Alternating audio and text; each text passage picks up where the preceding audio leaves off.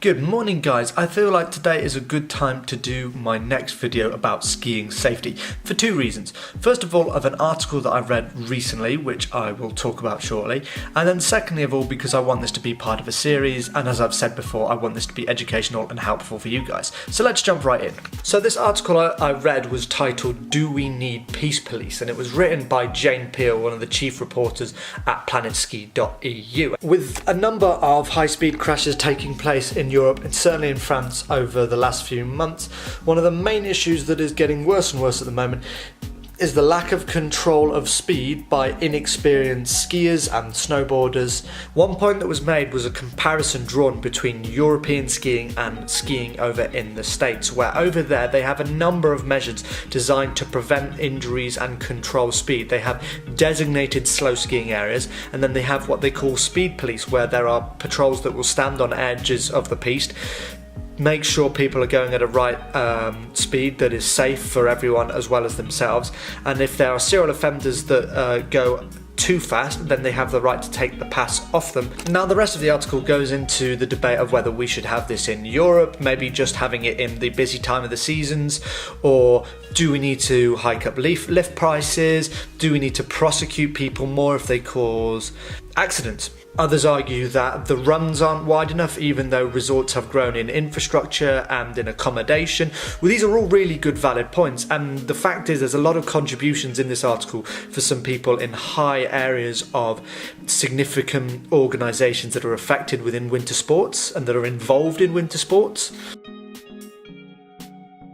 FIS code. There are 10 FIS rules for the conduct of snowboarder and skiers. Now my question first of all to you, however experienced you are, can you name any of them? The 10 rules are written right at the end of this article, which is great, like to look at them all. One of the things that is discussed in this article is about the inexperienced skiers not being able to control their speed. I don't know how well inexperienced skiers are educated on this code, if they are at all. I would say actually it's safe to assume they're not. When they have lessons, sure, instructors pick up on things that they're doing wrong and they will let them know. But put common sense to a side. There is someone, if you've not ever been in the mountain before, I think it's FIS's responsibility to do more to educate people on these 10 rules, and I feel it would do so much in the way of promoting and increasing safety and reducing injuries. It's a far less expensive method than things that are being suggested here, like putting in speed police in certain areas. It's going to cost money, it's going to cost time. Things like expanding the width of resorts will come naturally anyway as part of resort development plans, and not so much just down to safety. There'll be a lot of other external factors.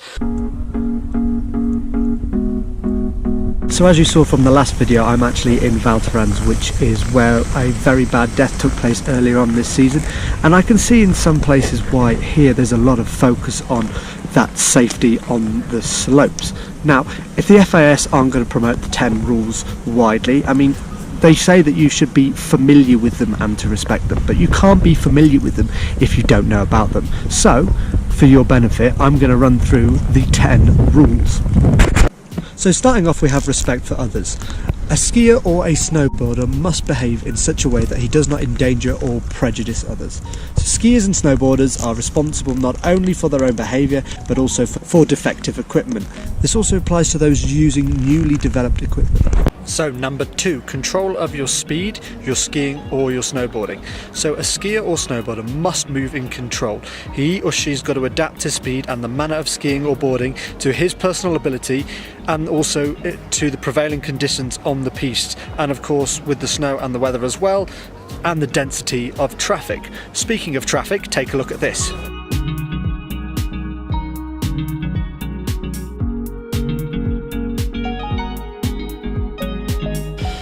Number 3, your choice of route. So a skier or a snowboarder that is coming from behind must choose his or her route in such a way that doesn't endanger skiers or snowboarders that are ahead of you on the slope. Overtaking is allowed for skiers and snowboarders only on the provision that the person that you're overtaken, you give them enough room to move as much as they want to. Entering, starting and moving upwards. So a skier or snowboarder entering a marked run, starting again after stopping, or if you're moving upwards on the slopes, you have to look up and down the slopes to ensure that you're not endangering yourself and others. 6 annoys a lot of people stopping on the piste. Unless it is absolutely necessary, a skier or snowboarder must avoid stopping on the piste in narrow places or where the visibility is restricted, like blind spots or blind hills. After a fall in such a place, a skier or snowboarder, you have to move clear as soon as possible.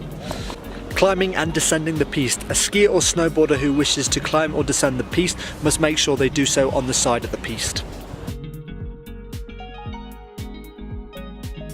Number 8, pretty self-explanatory, respect all signs and markings. You risk your own health if you don't. Number 9, assistance. All skiers and snowboarders are duty bound to help someone if they are hurt. And finally, number 10, any skier or snowboarder or witness, whether you're a responsible party or not, you must exchange names and addresses following an accident.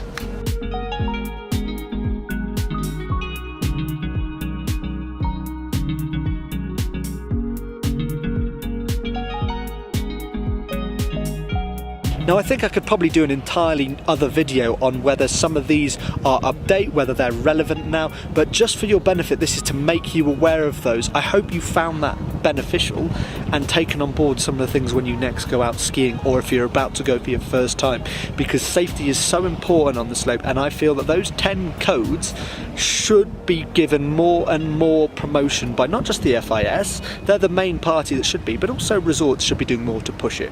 Especially in a resort like Val Thorens, I'm sitting here looking at all these different channels bottlenecking into somewhere which is so dangerous. Safety is so important. So thanks very much for watching, guys. Hit the like and subscribe, and I'll see you next time.